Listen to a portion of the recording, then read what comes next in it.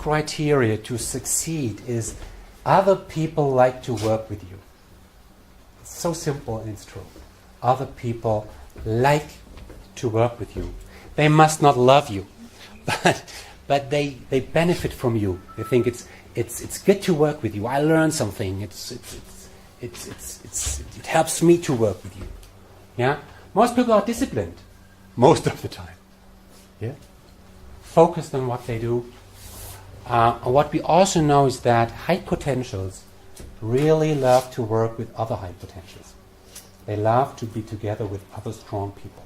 A player like to work with a player. Okay.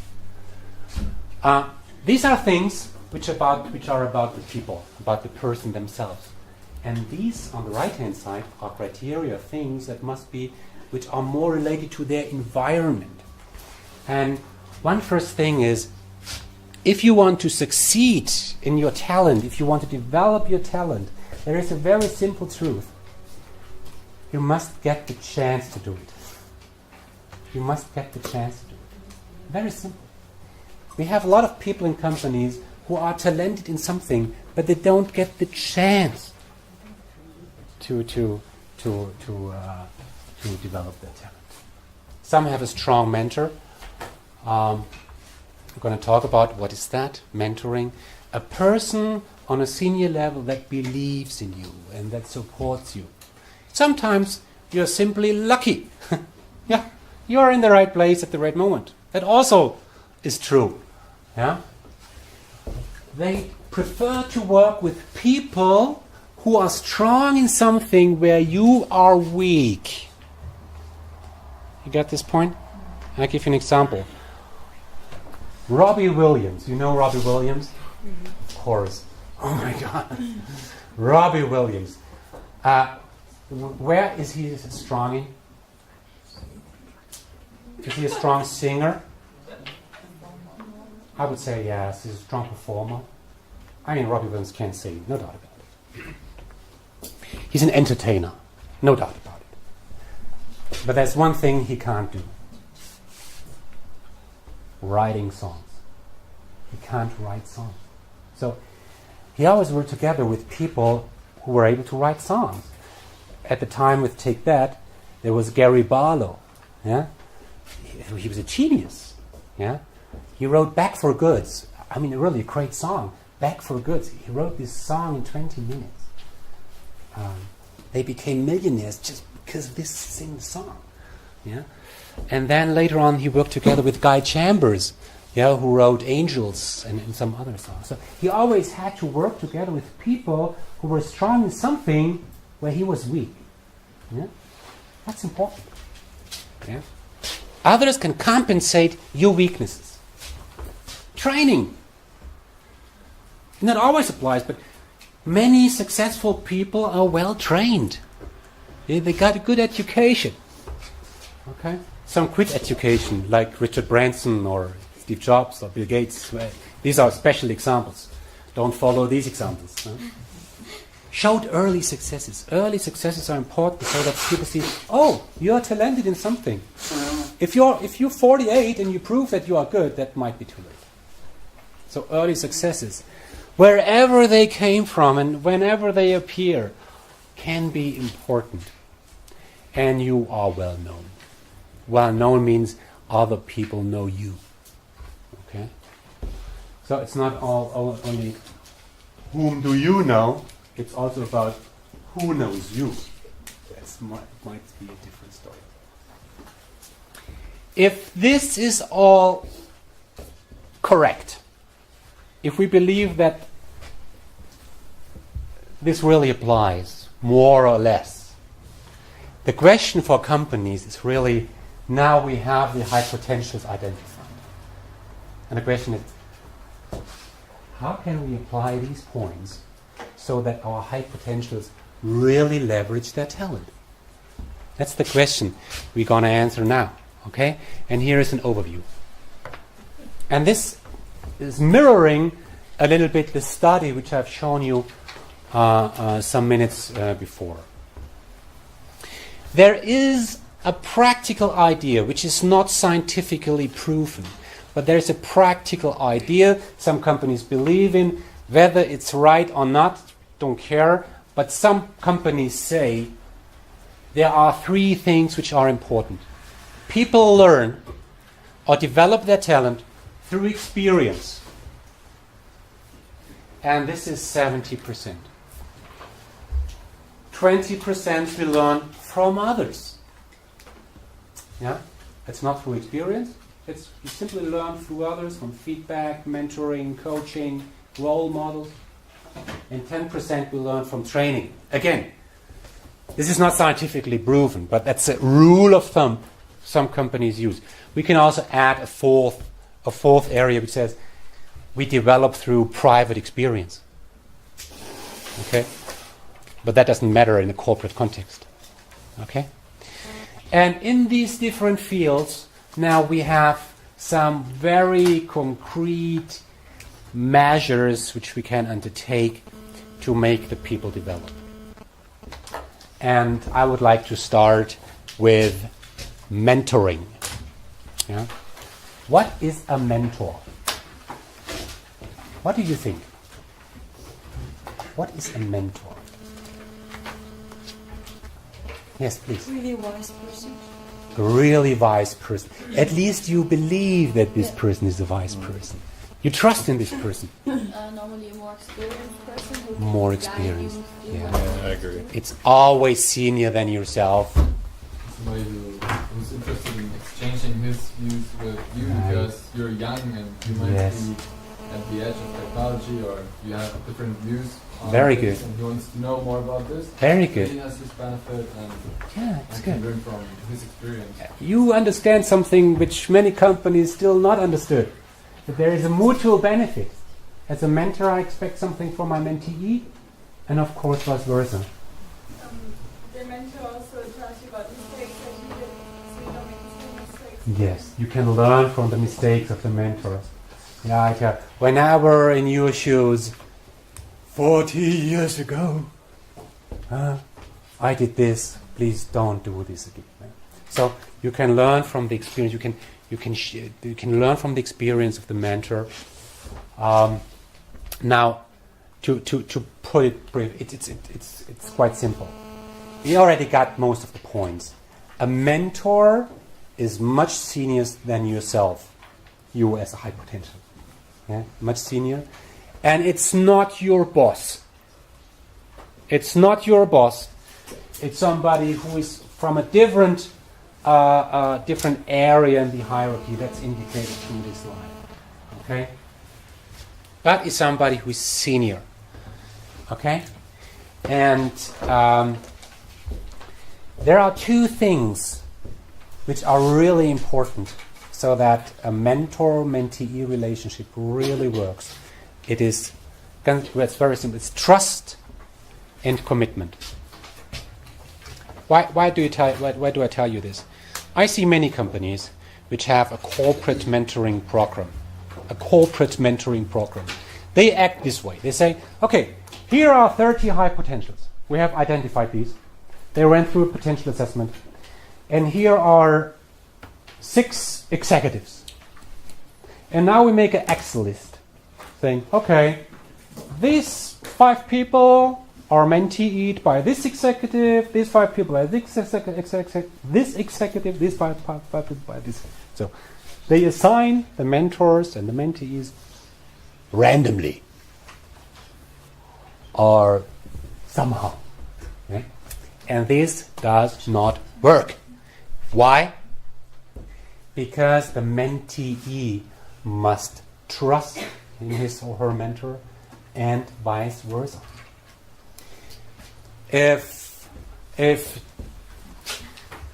Dr. Schmidt, is the mentor of Bernd, but Dr. Schmidt does not like Bernd, it will not work out, and vice versa.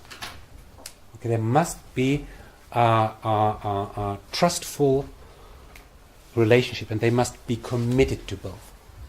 I don't disappoint you, and you don't disappoint me. We believe in each other, yeah. And the more important thing, or more, at least equally important point here is that both must benefit from this relation. That's very important. And you mentioned this. The benefit for the mentor is, if I support young people, I build the support. I build my supporters for the future. Yeah. If I believe in these young people and they grow up, they will support me. Yeah. I build a kind of community around me, a network that also will help me in my personal career. Yeah. I can learn from the bottom line. I get feedback from the young people. How do they think? What would they improve? How do they experience business and so on? Yeah, they can learn from these people. Mentors can learn from high potentials. You get professional insights across borders from different people, yeah, on different divisions, from different functions. And this is a reason which most mentors tell me when I ask them, why do you mentor? They say, I get so much back. Yeah. I love it. I love to work with young people. Appreciation. Anerkennung. Okay? But also for the mentees, there must be some benefits. And we should not focus only on these. Yeah? I get access to networks and roles. I have support who opens door. Yeah? I get a professional feedback. Do this, don't do that. I get confidence in myself. If there is somebody senior who believes in me, I'm willing to jump in this cold water. Just because there is somebody who believes in me. You know, that's important. I mean, moving into a management role, that's a very uncertain situation. That's a scary situation. But if I have somebody who tells me, you make it helps me emotionally. Okay? And I have a role model. Yeah, I can learn from this person. You might wonder why I've added this logo here. Voice of Germany. You know Voice of Germany? Yes. Yeah, of course. I love this show. Really. When I watched Voice of Germany the first time, my initial thought was, wow, that's how mentoring works. And it's so different from what we see in many companies. There is a person singing, and the potential mentors don't see this person. They are faced with a back. Can I say this? No? Mm-hmm. They don't see the face. They just listen to this person singing, and then they have to decide about one question. Do I believe in this person, yes or no? It's just a yes or no. Yes, I believe. Bother. Yeah. What? Then it's up to the talent. Does the talent believe in me? So this entire exercise is to make sure that the mentor believes in the mentee and the mentee believes in the mentor, and both benefit. Okay, that really works. My recommendation also to mid-sized companies is that make a Voice of Germany kind of thing in your company. Let the high potential present themselves to the management board. Let them all make a 10-minute presentation in front of the executive board through an entire day, and the management board, they decide with whom they would like to work, and then the high potential decide with whom they would like to work. Okay? I think this is a very good idea. Then we have career coaching. What is career coaching? What is the difference between a coach and a mentor? I mean, you have heard both terms, right? What is the difference between a coach and a mentor?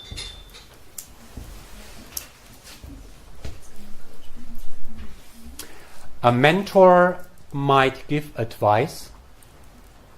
A coach would never do so. What does a coach do? A coach simply asks questions. Yeah? Questions like these. I want to walk through all this. But you can personally think about these questions. Let's pick out one. Which working conditions are important to you? I mean, we could do this exercise. Take a small piece of paper and write down the one thing in your job, in your future, which is really important to you. I tell you mine. Freedom. I need freedom. I'm happy that I don't have a boss. I'm happy that I don't have work time. I just do my job. I don't have work time. Yeah? Nobody cares. After this lecture, I do something nobody knows. I organize myself. I need freedom. What do you like? What is important to you? Money? Is it, I would like to work with cool colleagues. That's the most important thing. I can do everything, at least when I work with cool colleagues. The most important thing for me is that I work in a team. The most important thing for me is that I can work alone. The most important thing is that I want to travel. The most important thing is the most important thing I want to avoid is travel. Yeah? What is important to you? And now, what does coaching mean? If I ask you what is important to you, that's easy. You take a piece of paper, you write it down, and that's it. The difference is when we sit together and I look into your eyes and ask, what is important to you? Tell me. The most relevant thing about coaching is that there is a person present. You have to talk to this person, and this person looks into your eyes. So you must be clear about what you say. You just say something. So the power of coaching comes from the mere presence of another person asking you questions, making you think and articulate your thoughts in front of another person. That's the power of coaching. Coaching is really helpful to gain a better understanding about yourself.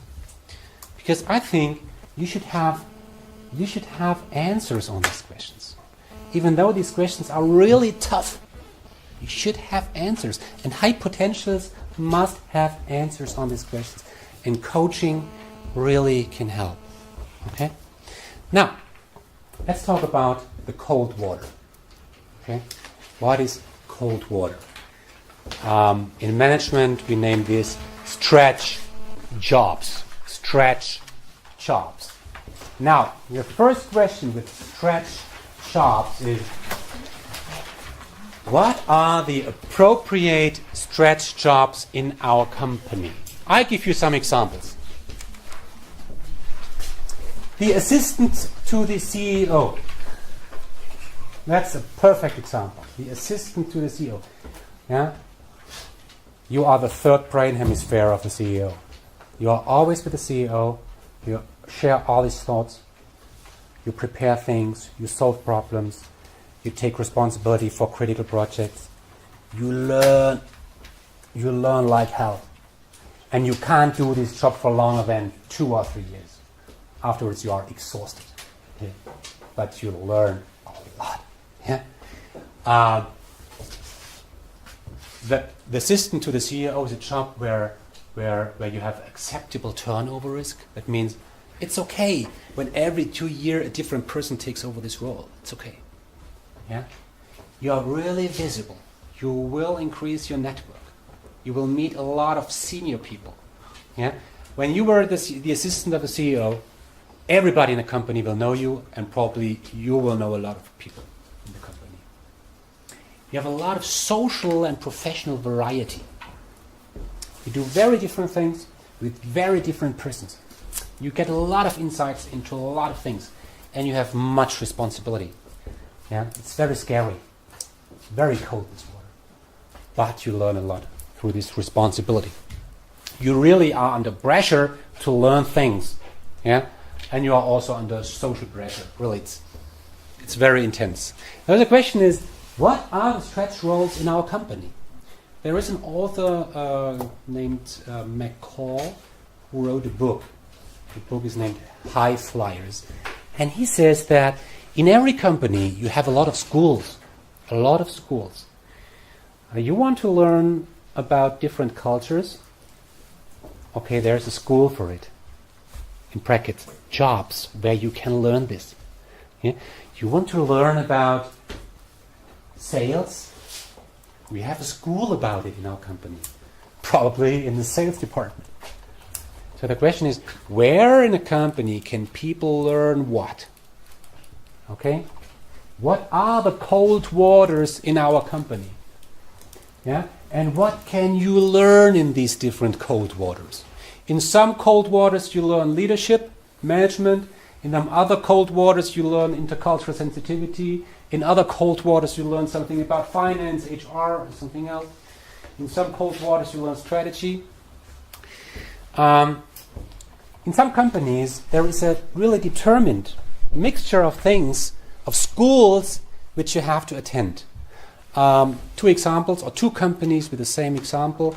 The one company is Henkel, and the other company is Bosch.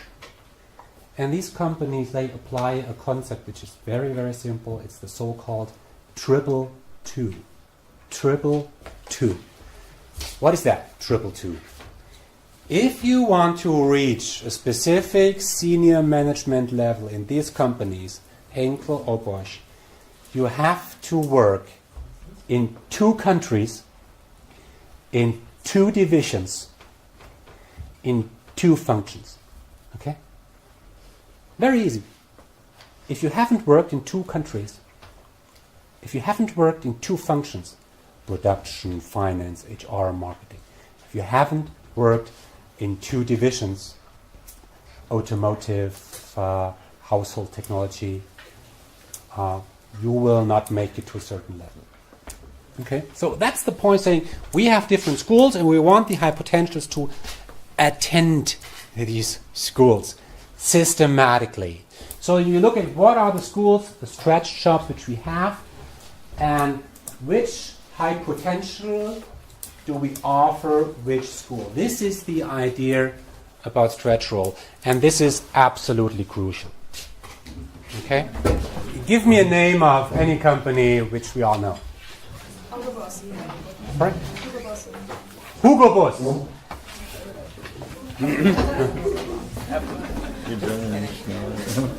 So, now let's beam ourselves into Hugo Boss. Yeah, we are now in Hugo Boss. What are major challenges of Hugo Boss as a company? Or let me put it in different terms. Why can't the CEO of Hugo Boss sleep at night? Why can't he sleep at night? Probably because he's not sure if the new collection will be accepted or if the people like the new collection. Okay. Website, there is a new collection. Yeah? A new line, or however they name it. Does anyone know? Orange, I don't know. Yeah? They don't know whether this really works. They want to define a new line, new collection for a very specific target group. Let's say older people. Yeah. We name it the Silver Collection. Challenge number 2.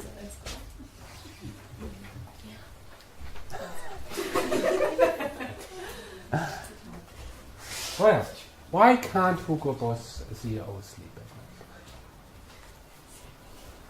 night? What are challenges of a company like this? What do you think? The advertisement. Advertisement. The advertisement is right. Okay. Yeah. Do we have the right branding strategies? Yeah. Let's put it more concrete. The question is, we are not sure whether or not and how to use social media. Okay? Okay, silver line, social media. Now, we have, let's say, 20 high potentials. Okay, 20 high potentials. What we would do now with action learning, and this is a concept which I want to share with you now, a very important concept in talent development, is first, we define strategic projects, strategic topics as we have done it right now. Okay? And then we identify and prepare the participants for an action learning program. This might be the 20 high potentials. Okay? And then we run a program where these 20 people work on these 2 challenges. Yeah? And they come up with very concrete recommendations, very concrete proposal, presented to the executive board, And if they've done well, these ideas, their proposal, will be translated into very concrete actions. That's an overview of action learning. I would like to show you how this concretely works. Okay? So this is a better picture to show you how the program operation works. The 20 high potentials. Let's assume you are these 20 potentials. You are invited to a kickoff. A kickoff is the very first meeting which we have in such a program. And then the CEO comes in, tells you, you know guys, welcome you all here. I would like to share you 2 reasons why I can't sleep at night. My first point is, I struggle with the silver line. I don't know how to use social media. We have some ideas, but we are not sure in this. Okay? So, a kickoff is done. And after this kickoff, you really feel the sense of urgency. See, oh wow, there is a strategic topic. This company must solve these challenges. Otherwise, we all together have a big problem. Okay? And then, after this kickoff, a kind of training takes place with workshop where the high potentials start to work on these 2 things. External teachers, external experts, external professors are invited to give some input. This could be 3 days, a week. So in this week, the high potentials are prepared to work on these 2 things. And then they break up in groups. Here are 3 streams. In our case, we would have 2 streams. 10 people work on Silver Line, on the first issue, the first challenge. The other 10 people work on the other. And they work on these over weeks. It's not in the workshop. They work over weeks in their spare time, over the weekend. They do research. They collect data. They invite experts. They do what consultants typically do. They collect data, try to build understanding, try to come up with some recommendations, structure, ideas, risks, chances and everything. Then they again meet in a workshop, get some input externally, from external. They share their ideas. They meet a week or so. And then they break up and work in their project teams. They continue their work. Silver Line, social media. Then again a training and a workshop. And then they again work.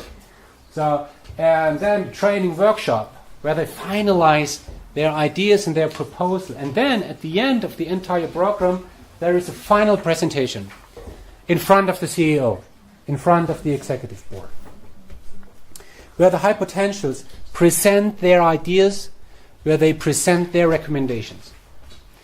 Well, I have attended a couple of these events, and I had the chance, the privilege to manage a program like this. And I can tell you, in my life, I've never seen presentations which were better prepared than in these final presentations. These high potentials, they don't sleep at night. The night before this presentation, they work, they improve, they change this slide, they work on this plan, they make it perfect. And what you get at the end is perfect. Why? Because in such a program, the high potentials see that now it's my chance to prove that I can deal with a strategic issue. I will present myself, I will sell myself as a very strong person in front of the executive board. This is my chance in my life to stand in front of the executive board and show that I'm strong. So that's why they give everything. Yeah. Throughout the course of such a program, which can last a quarter, half a year, at least a couple of weeks, a month, they are mentored by maybe the CMO, the chief marketing officer, or chief designer, I don't know, some executives who really support these project teams through the course of the entire program. And when high potentials get together in a program like this, and they work together, there's a very special effect. The effect is when I am a high potential in my department, I'm burned and I'm the best. Yeah? I know that I'm the best. I feel I'm the best. I prove that I'm the best. Now I'm high potential, no surprise. Now I join such a program, and now I realize that the others ain't dumb. Yeah? The others are equally strong. I'm not the only Messi in this company. Yeah? And now a very natural competition starts. I want to be at least as good as the others, maybe better. So it's really tough. You work hard. Of course you drink a beer at the evenings at programs, but 1, not 8, because you stand up in the morning very early, continue working. You give your best, yeah, to be better than the others, yeah, to prove yourself that you are really strong. So now that's the idea of action learning. Action learning, let me summarize. Action learning is a combination of training and practical work. Yeah? Action learning. Action learning means I get some input, training, I gain some knowledge, and I reflect my knowledge in a very given situation. Together with others. That's action learning. And we know today that action learning is one of the best things companies really can do with their high potentials. Okay? That's really powerful. That really works. Can I ask a quick question? So this process here is for the selected high potentials? Yes. who have Only a for the chance- selected high potentials. Okay, so they have the chance to move up to fill one of these positions, Yeah. and they're trying to prove themselves by working on this project and presenting. Yeah. Okay. These are the selected high potentials, and they work on these projects. They let me add one point which is relevant now when you say it. They are not responsible for this project. They work on these projects just to learn and to prove that they can handle these Yeah. things. It's not that they are It's responsible. not real life or It's anything. not real life. Yeah. And it must not be that the recommendations at the end are really implemented. It's just school. But we know that high potentials don't want to work on Harvard business case studies. In companies, they want to work on the real things that matter for this company. Yeah, it's not that they are responsible. There are others in the company who are responsible for the silver line and social media. They just work on these and provide some very concrete proposals. The last thing I want to share with you are so-called internal talent markets. I mean, I've shared with you the idea of the 222, right? And the idea is that if I want to succeed in my career, I have to see different things in my life. I have to move from this position to this position. I go abroad for a while. I take responsibility for a different project, maybe in a different department. So I move in my career through different steps inside the company. But the concrete practical question is, how do I know which opportunities are there? Yeah? And how do the managers who offer jobs and projects, how do they know that I am there? Okay? It's a very practical question. How get jobs and high potentials together? That's like in a regular labor market.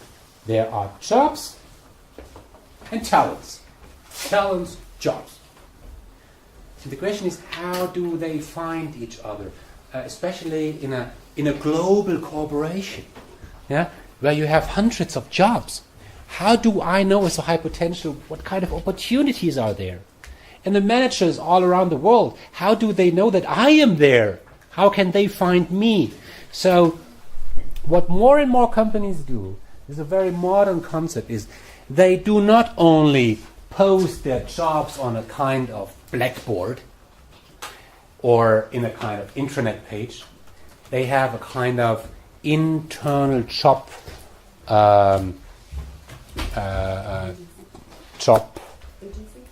sorry, no. Stellenbörse. Monster. What is the English term for monster? A monster. Monster, stepstone. Huh? Job board. A job board. Classifieds. Yeah. So, yeah. It's a kind of internal job board where not only internal opportunities, projects are posted, but also me, myself, as a talent, I can post my profile there, right? I have my picture, maybe I have my CV, I have my preferences. I can articulate what I want to be my next step, so that managers all around the world can find me and see, oh, there's Bernd, and he wants to do this. Okay, let's talk to him, right? So also more and more companies do internal career fairs, yeah, not for the external but internal, so that people can see what do other departments do in my company, what do my colleagues do in different departments. Maybe there's something which I like and which I can do. So companies more and more encourage the kind of internal labor market through a internal job board, internal job fairs, and other things. I find this very powerful. Okay, very powerful. Sometimes these internal talent markets are facilitated by some HR consultants. Could be that as an HR consultant, HR person, I try to bring together certain talents with certain projects and jobs, make recommendations, say, hey Bernd, there's something for you. Hey manager, look at Bernd, he's interested. Why don't you get together? Yeah, try to facilitate this process. And in addition to this, companies need certain rules. Yeah? If you have an internal labor market like this, there's one thing that happens. It happens that managers compete for the same talent inside the company. They see, oh, there's Bernd. I want to have him. No, I want to have him. No, I want to have him. And then they approach him, and the manager of Bernd is really scary. Say, well, they all want Bernd. Bernd is my best person in my department, but they all want to have him. So stop contacting Bernd. That's the problem. Yeah? Some companies don't want this competition, but if you have this, you have it. You have internal competition, which is good. Yeah? Internal competition is good. But to make this work and to make it less scary, less dangerous for managers, there might be some rules also. In addition to the labor market, a rule might be an internal notice period.